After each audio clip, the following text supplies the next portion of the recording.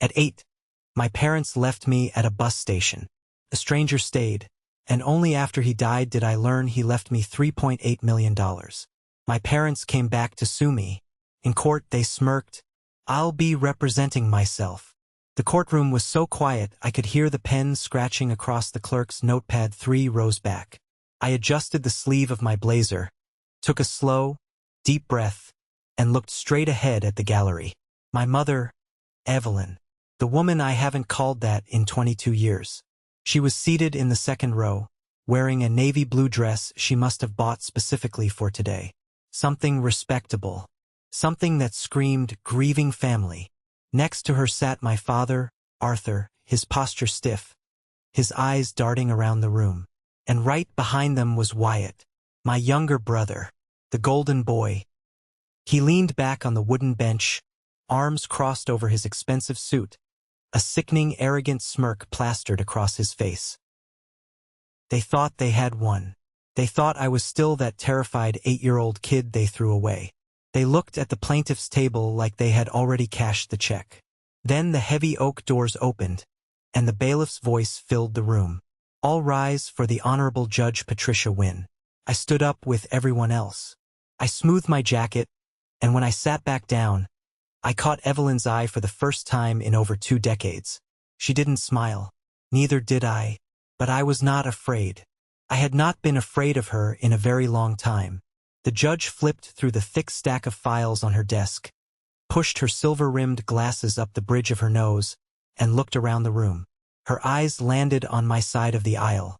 "Mr. Marsh," the judge said, her voice echoing in the cavernous space. "I do not see your counsel present. Are we waiting on someone?" Evelyn's smirk widened. Wyatt let out a short, quiet breath that sounded like a laugh. They thought I was drowning. They thought I didn't have the means or the courage to fight a team of expensive attorneys. I stood up, buttoned my jacket, and looked directly into the judge's eyes. "No, Your Honor," I said, my voice steady, ringing out clear and hard against the wood paneling. "I will be representing myself." The silence in the room suddenly felt incredibly heavy. Evelyn's smirk vanished instantly. Wyatt sat up straight, his arms dropping to his sides. Arthur swallowed hard, his Adam's apple bobbing. They didn't know. They had absolutely no idea who I had become, what I did for a living, or the absolute hellfire I was about to bring down on their heads. "Thank you for being here. Grab a warm glass of water, sit down, and listen to me tell the whole story. Let me tell you how we got to that courtroom. I was 8 years old that afternoon. My father drove us to the Greyhound station on the east side of Dayton, Ohio. It was 1994, February. That meant the sky was the color of old dishwater, a bleak, unforgiving gray that seemed to press down on the entire city. The wind howled off the concrete, cutting right through the cheap nylon zipper of my winter coat. I remember the heater in Arthur's rusted station wagon was broken, so I was already shivering by the time we pulled into the drop-off lane. My mother, Evelyn, opened the passenger door and pulled me out by the wrist. She didn't look me in the eye. She marched me through the sliding glass doors into the terminal.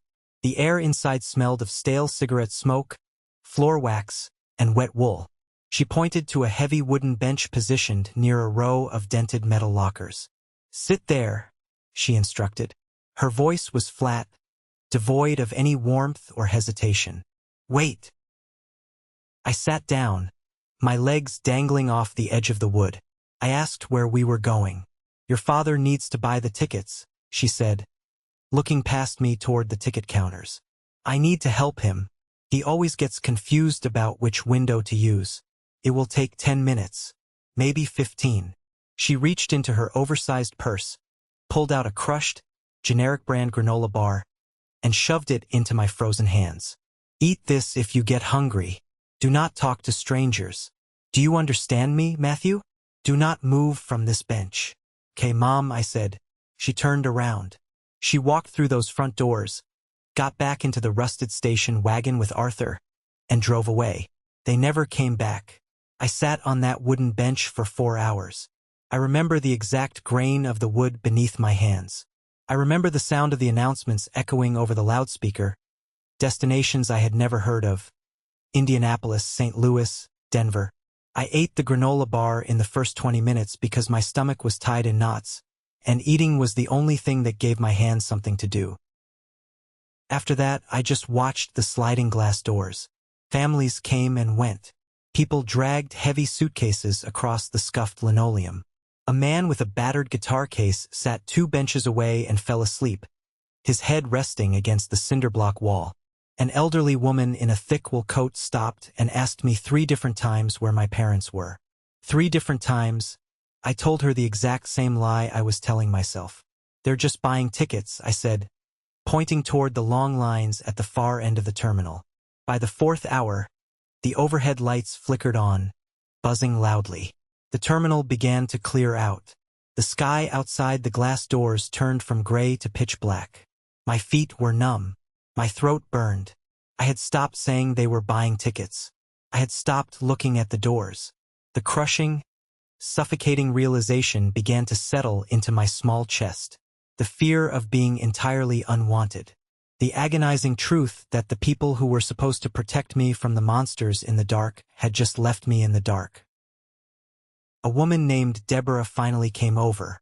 She worked the information window, sitting behind thick pane glass all day answering questions from tired travelers.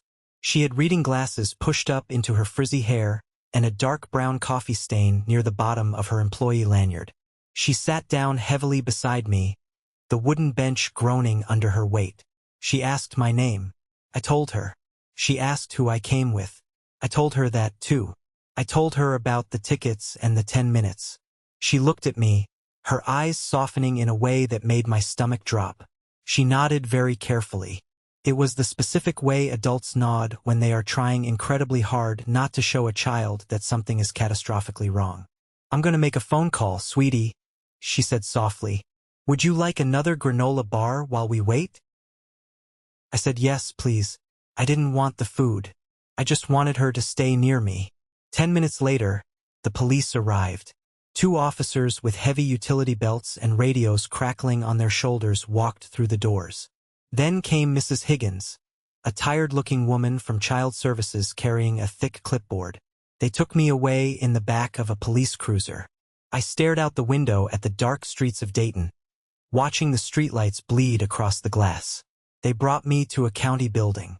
It was a world of harsh fluorescent lighting and hard plastic chairs. The smell of industrial bleach and old paperwork hit me the moment I walked in. They put me in a waiting room with a television mounted far too high in the corner, playing a cartoon with the volume muted. I sat in a blue plastic chair. I kept staring at the heavy wooden door leading to the hallway. I kept thinking Arthur and Evelyn would burst through it, frantic, apologizing, explaining the massive misunderstanding. I was 8 years old. That was the only story I knew how to tell myself to survive the night. I didn't know the system had already opened a file on me. I didn't know the word custody yet, but my custody was now the property of the state of Ohio. I spent 2 days in that building, moved from room to room, asked the same questions by different adults with tired eyes. Nobody came for me. The silence from my family was deafening. Every time a phone rang, my heart hammered against my ribs, but it was never them. I began to shrink into myself. I stopped answering questions. I built a thick, invisible wall around my mind. I decided that if I didn't care about anything, nothing could ever hurt me this badly again. It was a Thursday afternoon. I was still sitting in that sterile waiting area, waiting for Mrs. Higgins to figure out which overcrowded foster home had a spare cot for a silent 8-year-old boy. The door opened, and a man walked in. His name was Elijah Marsh. He was 53 years old, wearing a faded brown corduroy jacket with patches on the elbows. He looked around the room, mildly confused. He volunteered every other Thursday to drive elderly clients from the community center to their medical appointments. He had taken a wrong turn looking for the elevator and ended up in the child services waiting area instead.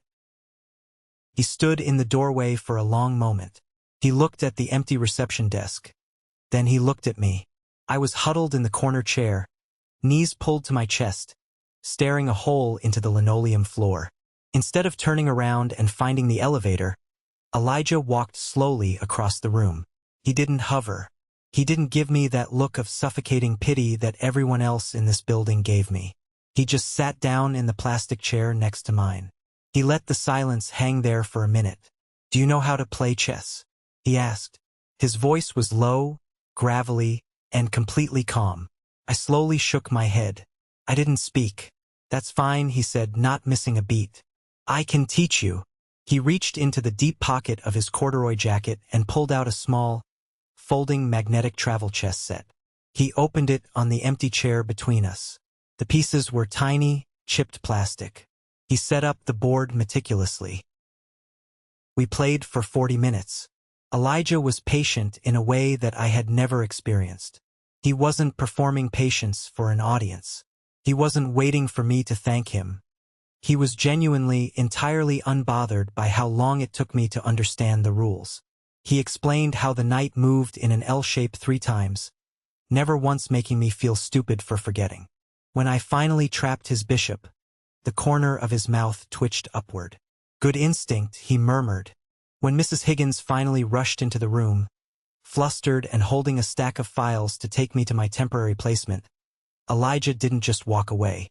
He stood up, wiped his hands on his trousers, and extended a hand to me. He shook my small hand like I was a grown man. "Keep your eyes on the center of the board, Matthew," he said.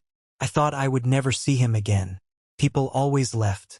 That was the fundamental rule of my universe. But 6 days later, Elijah showed up at my first foster placement. He had gone through the proper channels, filled out the mountain of background checks, and demanded visitation rights. He brought the magnetic chess set. He brought a library card he had signed up for in my name. For the first time in my life, someone had made a promise to me and actually kept it. Elijah visited me every single week for the next 8 months. He followed me through 2 different emergency placements and 1 move across county lines. During the period where I stopped speaking entirely because I had run out of words that felt safe to say out loud, he just sat with me and moved the wooden pieces across the board. He never pushed. He never demanded gratitude. When I was 9.5, he sat me down on the porch of the group home. He looked me square in the eye. "Matthew, I would like to apply to be your foster parent. I want you to come live with me, but only if you want to. Trust has to be earned.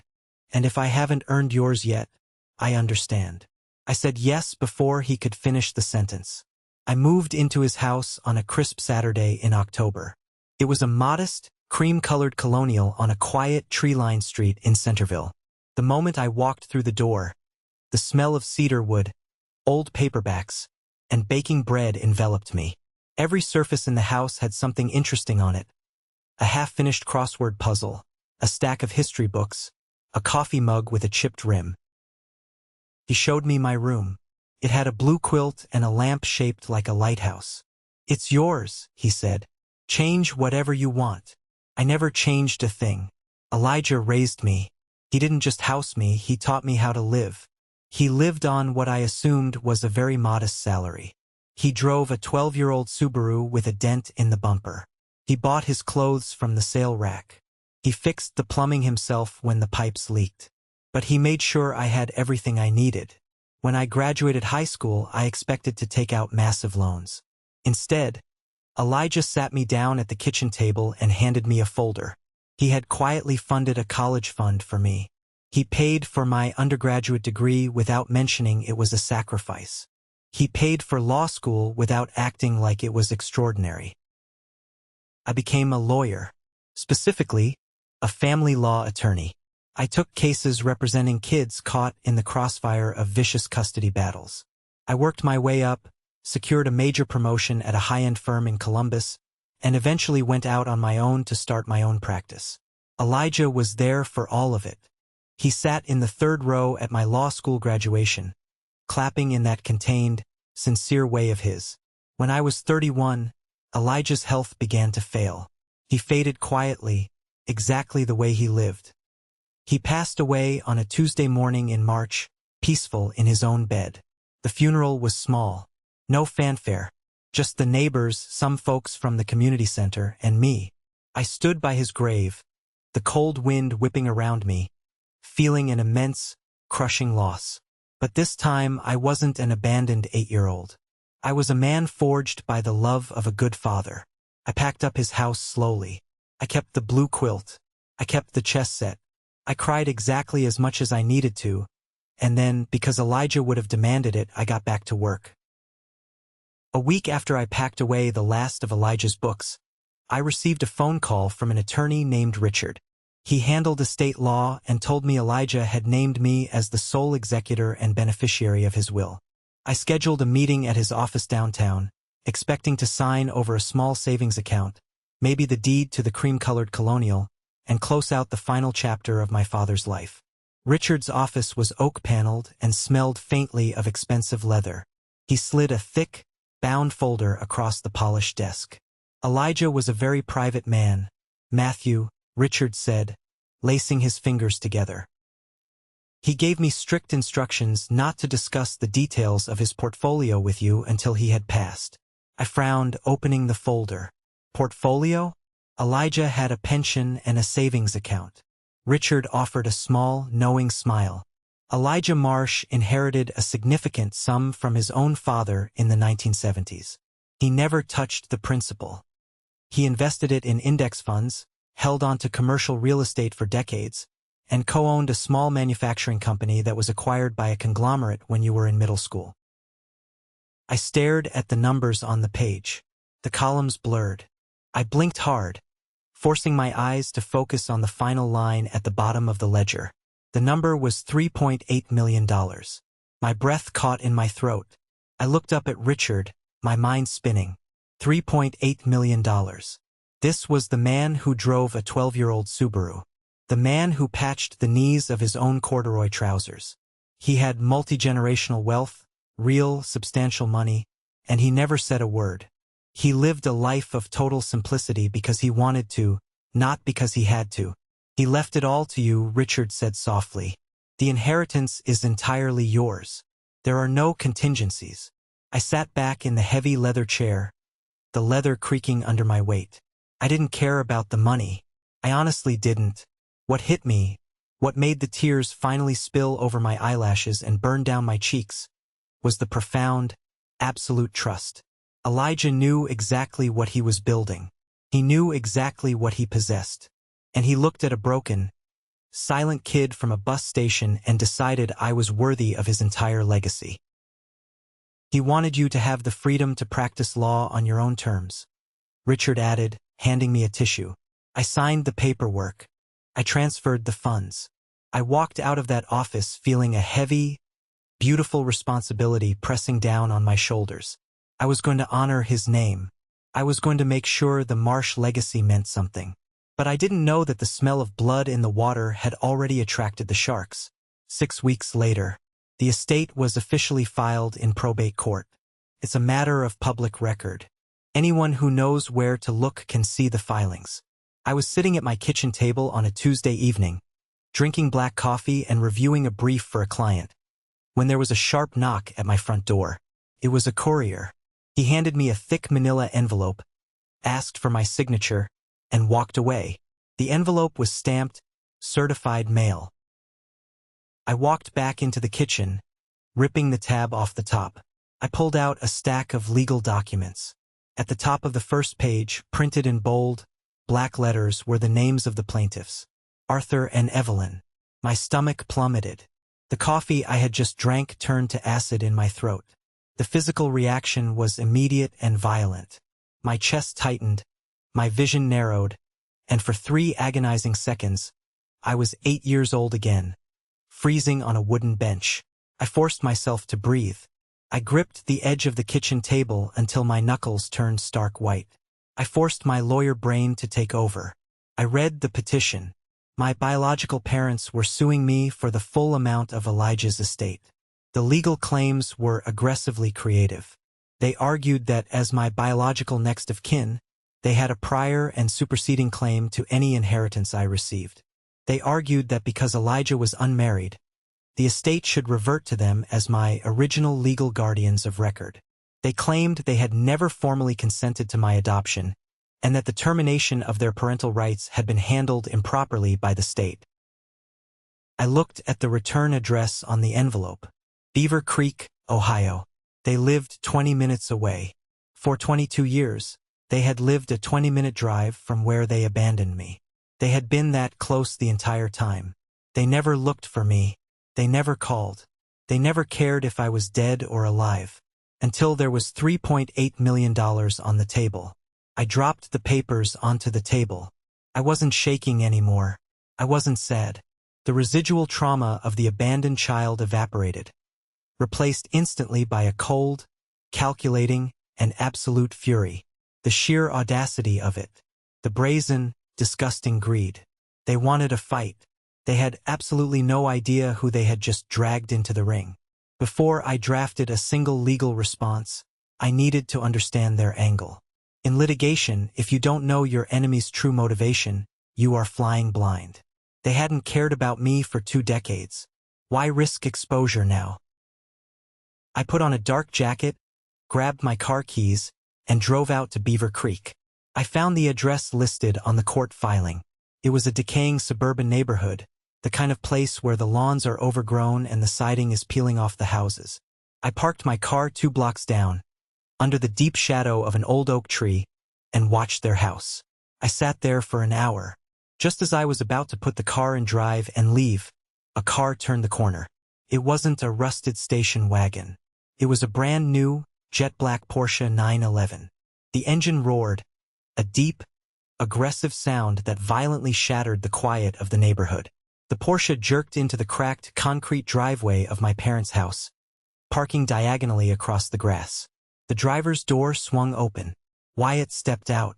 I recognized him from the few blurry photos I had found online over the years. He was 28 now, the golden boy they kept. He was wearing a tailored suit that cost more than my first car, expensive leather loafers, and a gold watch that caught the streetlights. He looked frantic. The front door of the house flew open. Arthur walked out, looking older, worn down, his shoulders stooped. Evelyn followed close behind, wrapping a cheap cardigan tightly around herself. "I told you not to bring that car here," Arthur hissed, his voice carrying down the quiet street. "It's a rental, old man. I needed it for a client meeting." Wyatt snapped back, slamming the Porsche door. He paced the driveway, running a hand through his perfectly styled hair. "Marcus called again today. The interest is compounding. If you don't get your hands on that money soon, they're going to break my legs, and then they're going to take the house." Evelyn rushed forward, grabbing Wyatt's arm. "We filed the papers, Wyatt. We hired the lawyer you told us to. It's his money, but he's our blood. The court will make him settle. You just have to hold Marcus off a little longer." Wyatt yanked his arm away. "He better settle. $3.8 million. Who the hell leaves that kind of cash to a stray?" I rolled my window up. I had heard enough. The picture was crystal clear. Wyatt was drowning. He had built a fake life of luxury, racked up massive debts with dangerous people, and his parents were desperate to bail out their precious son. They viewed my inheritance, Elijah's legacy, as a winning lottery ticket. They assumed I was a weak, traumatized victim who would settle out of court just to make the nightmare go away. I put the car in gear and drove away. I didn't feel anger anymore. I felt surgical. The next morning, I walked into the offices of Carter and Hayes. Carter was one of my closest colleagues in the legal field. We had gone to law school together. While I specialized in family law, Carter had built a reputation as a ruthless shark in high-net-worth divorce and estate litigation. If a billionaire wanted to hide assets from his ex-wife, he called Carter. I sat across from his massive mahogany desk and tossed the lawsuit onto his blotter. Carter picked it up, adjusted his tie, and began to read. Within 30 seconds, he scoffed. Within a minute, he actually laughed out loud. He threw the papers back onto the desk. "This is garbage, Matthew," Carter said, leaning back in his chair. "Genuinely, structurally, they have absolutely nothing. The adoption terminated all biological parental rights. They have zero legal standing to contest a will they aren't named in. Whoever drew this up is either a complete moron or they are counting on you being terrified of court. They're counting on me settling to avoid the public embarrassment," I said quietly. Carter leaned forward, his eyes narrowing. "Let me take this. I will file a motion to dismiss before lunch. I will drag their attorney in front of the judge and have him sanctioned for frivolous litigation. I'll make them pay my hourly rate just for the privilege of losing. Let me crush them for you, buddy. It was a generous offer. Carter charged $800 an hour. He was offering to obliterate my parents as a favor. I looked at the documents on the desk. I thought about the cold wind at the bus station. I thought about Wyatt standing next to that Porsche, calling me a stray. No, I said. Carter raised an eyebrow. Excuse me? I appreciate it, Carter. More than you know, I said, standing up and retrieving the file. But I am not farming this out. I'm not hiding behind a shield. Matthew, rule number 1 of law school. A lawyer who represents himself has a fool for a client. You're too close to this. It's too emotional. It's not emotional at all, I replied, my voice completely deadpan. They have been counting on me not knowing things my entire life. They relied on me being weak. If I send you to fight them, they'll think I'm still hiding. I want them to look across the aisle and see exactly who they threw away. Carter studied my face for a long moment. He didn't see a victim. He saw a predator. He slowly nodded. All right, but I'm sitting at your table during prep. You aren't doing the paperwork alone. Deal, I said.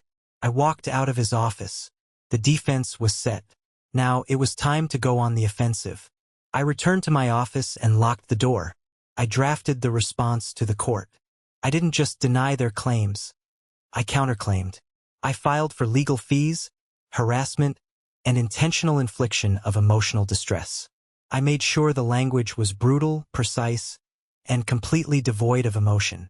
But a legal defense wasn't enough. I didn't just want to win the money. I wanted to burn their entire world to the ground.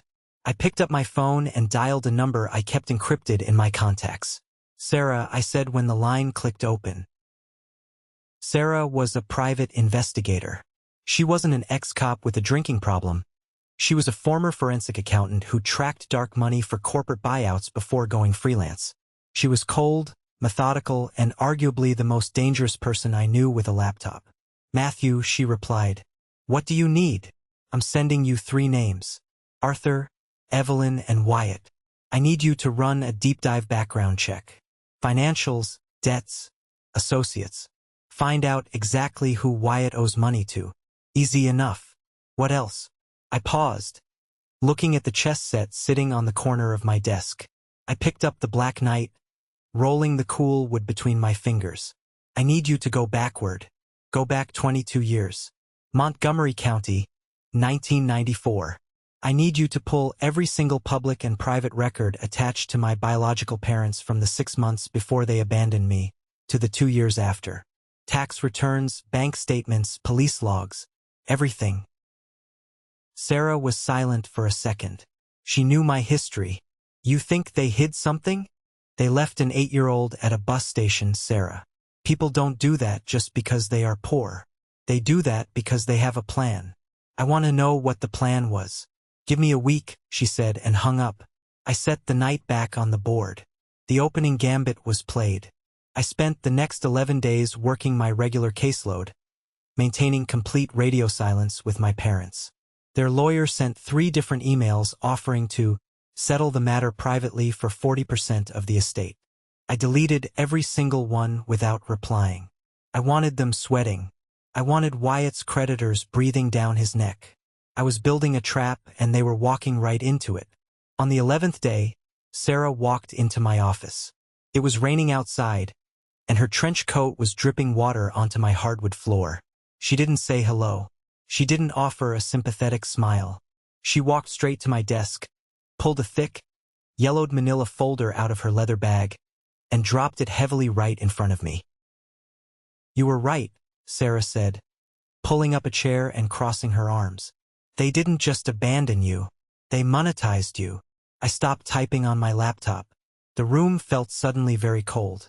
I reached out and opened the folder. The first document was a photocopy of a police report filed with the Montgomery County Sheriff's Department. The date in the top right corner caught my eye immediately.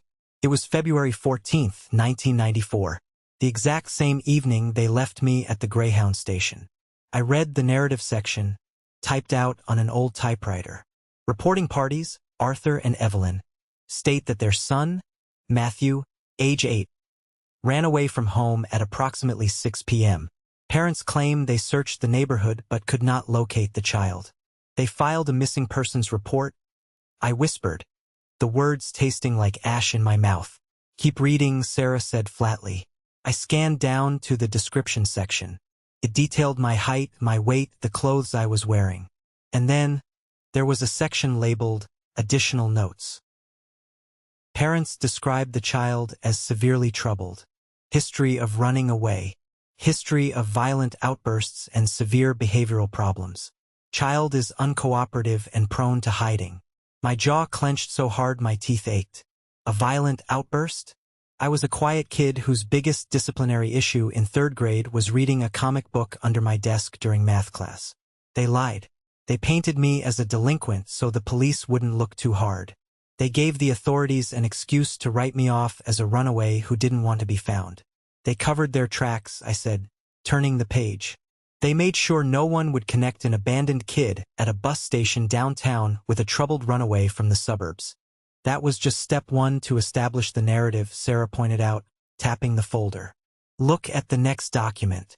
Look at what they did next. I flipped to the next section of the file. It was a contract from a mid-level insurance firm based out of Chicago. It was a life insurance policy. The policy was taken out 18 months before they dropped me at the station. The insured party was me. The beneficiaries were Arthur and Evelyn. They insured a child? I asked, looking up at Sarah. It's not entirely uncommon to get small burial policies for kids, Sarah explained, her voice entirely devoid of emotion. But look at the riders. Look at the specific clauses. I dragged my finger down the dense legal text until I hit a highlighted section. The policy included a specific contingency clause for a payout in the event of a prolonged disappearance, meeting the legal threshold for presumed death.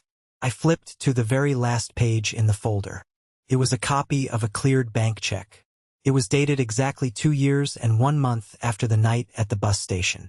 The check was made out to Arthur and Evelyn.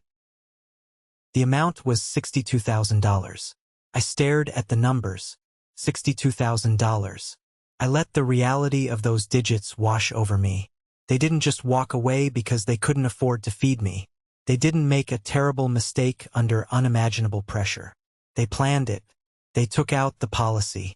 They waited for the waiting period to clear. They drove me to a bus station, dumped me like garbage, drove straight to a police precinct to file a fake report, and then waited 2 years to declare me legally dead. They committed insurance fraud. They sold my life, my safety, and my sanity for $62,000 to pay off their debts and keep their golden boy Wyatt comfortable. I closed the folder. I rested my hands flat on top of the cardboard. I didn't feel devastated. I didn't feel broken. I felt a sense of ultimate, terrifying clarity. The final puzzle piece had clicked into place. They weren't just terrible parents. They were felons. They had committed grand larceny, insurance fraud, and filed false police reports. And now, 22 years later, these same felons had walked into a court of law to demand another $3 million from the ghost they created. Sarah, I said, looking up at her. My voice was dangerously calm. Yeah. Make 3 copies of this entire file. Put them in sealed binders. I looked down at the folder, a cold, predatory smile spreading across my face. I had the ultimate weapon. They had handed me the gun, loaded the chamber, and pointed it at their own heads. All I had to do was pull the trigger in front of the judge. We are back in the present. The courtroom of the Honorable Judge Patricia Wynne. The heavy wooden doors were closed, sealing us inside a space where only the law mattered. I sat alone at the defendant's table. Across the aisle, Arthur, Evelyn, and Wyatt sat behind their hired attorney, a man named Vance. Vance wore a suit that looked expensive from a distance but was shiny at the elbows up close. He had the kind of aggressive, overly confident posture typical of a lawyer who usually handled messy divorce settlements by bullying the opposing counsel into submission. Judge Wynne folded her hands on her desk and looked down at Vance. "Counselor," she said, her voice cutting through the silence like a razor. "I have read your initial filings. I am struggling to find the legal standing for your clients to contest this will. Please, enlighten the court." Vance stood up. He buttoned his jacket with a practiced flick of his wrist. He didn't look at me. He looked at the judge, flashing a smile that was entirely out of place. "Your Honor, we are here today to correct a profound injustice," Vance began, his voice booming dramatically. "My clients, Arthur and Evelyn, are the biological parents of the defendant. They share a bond of blood, an unbreakable biological imperative. It is our assertion that the late Elijah Marsh, while serving as a guardian, circumvented standard custody protocols. Because of this, my clients maintain their status as the rightful next of kin. Therefore, the inheritance left by Mr. Marsh should rightly be placed in a trust managed by his original biological family." I listened to him speak, keeping my face completely blank. It was a masterclass in legal fiction. He was throwing emotional buzzwords at the wall, hoping something would stick. He talked about family values. He talked about the tragic separation of a child from his parents.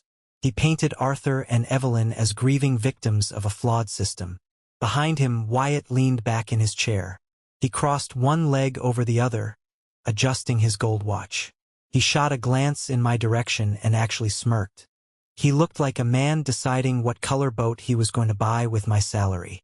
"Is that the entirety of your argument, Mr. Vance?" Judge Wynn asked. She did not look impressed.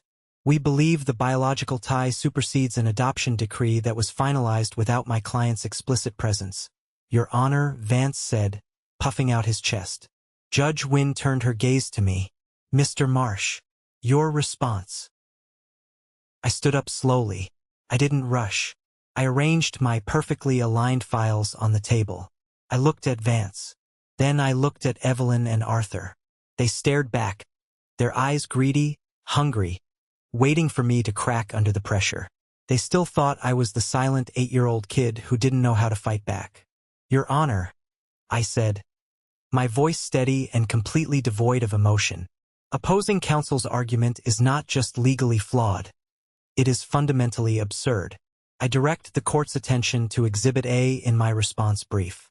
The official adoption decree from Montgomery County, dated October 12, 1996. I held up the document. Under Ohio state law, the finalization of a legal adoption permanently severs all legal ties, rights, and privileges of the biological parents. They are legally considered strangers to me. They have no standing to request visitation, no standing to claim custody, and absolutely zero standing to contest a legally sound will executed by my adoptive father. I watched Vance's confidence begin to chip away. He shifted his weight from one foot to the other. Furthermore, I continued, pacing slightly in front of my table. The assertion that they were not present for the termination of their parental rights is a matter of public record. They were not present because they abandoned me at a Greyhound bus station in 1994 and never returned. The state terminated their rights due to gross neglect and abandonment. They cannot now, 22 years later, claim a legal right to a $3.8 million inheritance simply because they share my DNA. I spoke for exactly 9 minutes. I didn't raise my voice. I didn't get emotional. I used the precision and clarity that Elijah had taught me.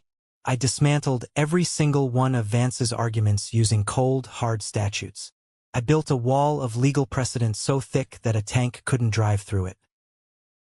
When I finished my rebuttal, I looked over at the plaintiff's table. Wyatt's smirk was gone. His leg was bouncing nervously under the table. Evelyn's knuckles were white as she gripped the edge of the wooden bench. Judge Wynn nodded slowly. "Mr. Marsh makes a compelling, fact-based argument, Mr. Vance.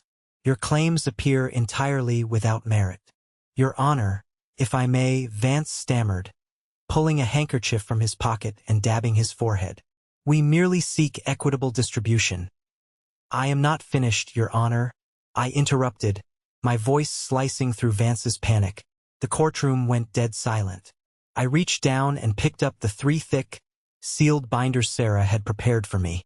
I walked over to the bailiff and handed them to him. He carried one up to the judge and placed the other on the table right in front of Vance. "Your Honor," I said, standing tall in the center of the room. "The plaintiffs have filed a frivolous lawsuit in an attempt to extort money from my father's estate. But that is the least of their crimes. I have submitted into evidence a comprehensive investigative report detailing the events of February 14, 1994. Vance opened the binder. He flipped to the first page. I watched the color rapidly drain from his face. On the night my biological parents abandoned me, they drove directly to the Montgomery County Sheriff's Department. They filed a false police report, claiming I was a troubled runaway who had fled our home. They falsified my behavioral history to ensure the police would not search aggressively. Arthur gasped loudly. It was a sharp, guttural sound of pure terror. Evelyn slapped her hand over her mouth. I didn't stop. I looked directly at Wyatt, locking eyes with the golden boy who was watching his entire life evaporate. 18 months prior to abandoning me, Arthur and Evelyn took out a life insurance policy on my life. The policy included a specific rider for a payout in the event of a prolonged disappearance. Exactly 2 years and 1 month after they dumped me at that bus station, they filed a claim asserting I was legally dead.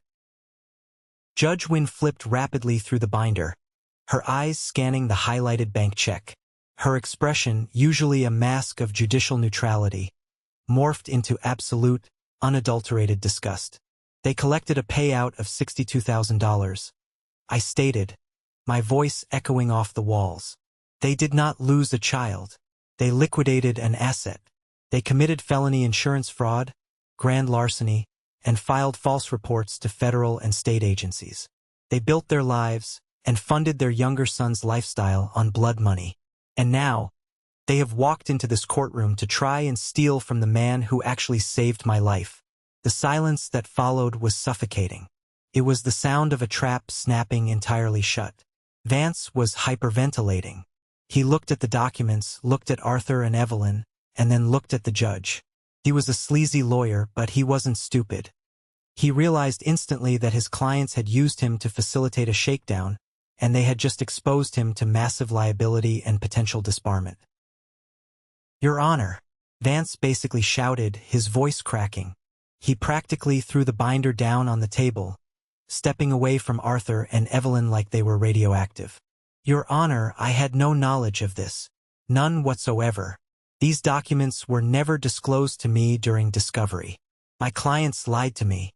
"Sit down, Mr. Vance," Judge Wynn commanded, her voice like thunder. Vance collapsed into his chair, wiping his sweating face with his hands. Wyatt jumped to his feet. "This is fake," he yelled, pointing a shaking finger at me. "He forged those papers. He's just trying to keep the money."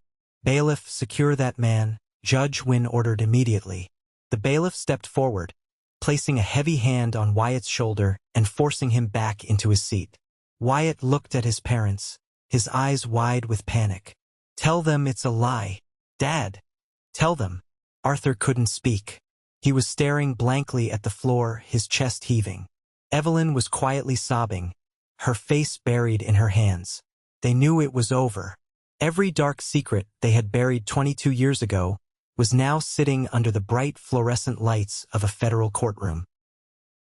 Judge Wynn closed the binder. She folded her hands and looked directly at the plaintiff's table.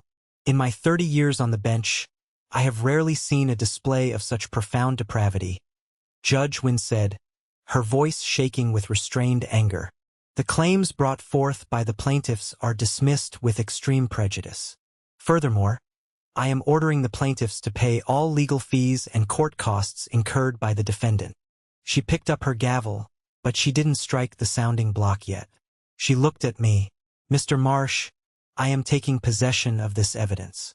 I am personally forwarding this entire file to the Montgomery County District Attorney's Office, as well as the State Insurance Fraud Investigation Unit. I am strongly recommending immediate criminal prosecution." She slammed the gavel down. The sharp crack echoed like a gunshot. "We are adjourned." The courtroom erupted into chaotic movement. Vance scrambled to pack his briefcase, practically sprinting down the aisle to get away from his former clients. Two court officers moved quickly toward the plaintiff's table to detain Arthur and Evelyn for questioning based on the judge's orders. I calmly packed my legal pads and my laptop into my briefcase. I clicked the locks shut. As I turned to walk down the center aisle, my path was blocked. Evelyn had pulled herself away from the officers for just a second. She stood in front of me. Her face was streaked with cheap mascara. Her hands were trembling violently. She looked up at me, and for a split second, I saw the mother I used to know.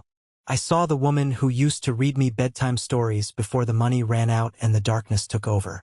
She reached her hand out, her fingers hovering just inches from my suit jacket. "Matthew," she whispered, her voice cracking. "Please." We were desperate. We didn't know what to do. "You're my son.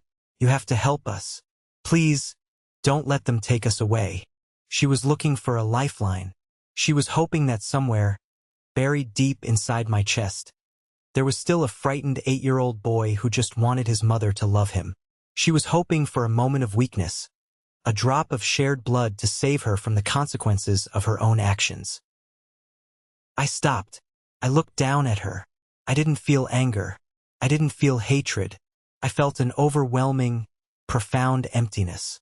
"You are mistaken," I said, my voice completely flat. "Your son is sitting right behind you." I stepped around her. I didn't look back. I walked down the long aisle, pushed open the heavy wooden doors, and stepped out into the marble hallway. I walked out of the courthouse and onto the front steps. The sky above Ohio was a brilliant, blinding blue. The wind was warm. For the first time in 22 years, I took a deep breath, and the air actually reached the bottom of my lungs. The phantom weight I had been carrying my entire life, the feeling of being unworthy, the lingering fear of the dark, was completely gone. I was free. Time moves quickly when you are no longer chained to the past. 6 months later, the legal machinery we set in motion that day in court reached its inevitable conclusion. The district attorney did not offer a plea deal. They brought the hammer down. Arthur and Evelyn were indicted on multiple felony counts of insurance fraud, conspiracy, and filing false police reports. Because the crime involved the fraudulent exploitation of a minor, the judge showed absolutely no leniency during sentencing. They were both handed significant prison terms. The house in Beaver Creek was seized by the state to pay back the insurance company, along with decades of compounded interest. As for Wyatt, his world collapsed with spectacular speed. Without his parents' home to borrow against, and without the $3 million he was banking on, his creditors closed in. I heard through Carter that Wyatt's shiny black Porsche was repossessed in the middle of the night. He was evicted from his luxury apartment. For about 3 weeks, my phone rang constantly from unknown numbers. It was Wyatt, leaving increasingly frantic, desperate voicemails. He begged for a loan. He begged for a job at my firm. He cursed me, then cried, then pleaded. I never answered. I never called back. I eventually changed my number. You cannot save a man who is determined to drown, especially when he expects you to act as his raft. They made their choices. I let them live with the results. I didn't let the inheritance sit in an index fund. Elijah had given me the tools to build a life, but he also gave me the resources to build a legacy. In the spring, I filed the paperwork to establish the Elijah Marsh Foundation. I took a massive portion of the inheritance and placed it into an irrevocable trust. The foundation had one specific, unwavering mission: providing elite, pro bono legal representation to children trapped in the foster care system. I hired Carter to handle the financial structuring, finally giving him a chance to bill me his ridiculous hourly rate. We built a network of aggressive family law attorneys who stepped into custody battles, abuse hearings, and placement disputes to make sure no child was ever left undefended in a room full of tired adults. We even established a dedicated college fund program for kids who aged out of the system, giving them the same head start Elijah had given me. On the day we officially opened the foundation's office downtown, I took my first case personally. I walked into a sterile county building, navigating the same harsh fluorescent lighting and smells of floor wax I remembered from my own childhood. I walked into an interview room. Sitting at the table was a 10-year-old boy. He was clutching a ragged backpack, staring down at the scuffed linoleum floor, completely silent. I sat down in the chair across from him. I didn't push. I didn't ask him how he was feeling. I reached into my briefcase and pulled out Elijah's old, chipped magnetic travel chess set. I opened the board and placed it between us. "Do you know how to play chess?" I asked quietly. The boy slowly shook his head. "That's fine," I said, offering him a small smile. "I can teach you." I sit in my office now, looking out over the city skyline. My law firm has grown. I recently secured a promotion to senior partner, but my real work, my life's work, happens through the foundation. On the corner of my large oak desk sits that same magnetic chess set. It is permanently set up mid-game. It serves as a constant reminder of how incredibly fragile a human life is, and how easily the trajectory of that life can be altered by a single choice. Arthur and Evelyn chose a check for $62,000. They chose to protect themselves. They chose to look at a terrified 8-year-old boy and see nothing but a liability. Elijah Marsh took a wrong turn looking for an elevator. He saw a broken kid sitting in a plastic chair. He didn't have to stop. He didn't have to stay. But he pulled a chess set out of his pocket and made a different choice. He chose patience. He chose love. Blood does not make a family. Blood is just biology. Family is the people who choose to sit next to you in the dark. Family is the people who show up when there is absolutely nothing to gain. They thought they broke me at that bus station. They thought they destroyed my future. But all they did was clear the board so a real father could sit down and teach me how to win the game. Thank you for sticking around and listening to my story. I know it was a heavy journey, but getting it out into the open feels like putting down a weight I've carried for decades. I hope this resonated with you in some way. Family dynamics are rarely simple, and sometimes the hardest thing in the world is learning to walk away from the people who are supposed to protect you. Have you ever found yourself in a similar situation where you had to choose your own peace over toxic family members? If you made it all the way to the end of this video, I want you to comment the letter W below. That stands for winner. It's our secret code for the 1% Club, the group of amazing people who actually watch until the very last second. When I see that W, I'll know exactly who my true supporters are. Please hit that like button if the story meant something to you, and don't forget to follow the channel so we can keep sharing these journeys together. I appreciate you all. See you in the next one.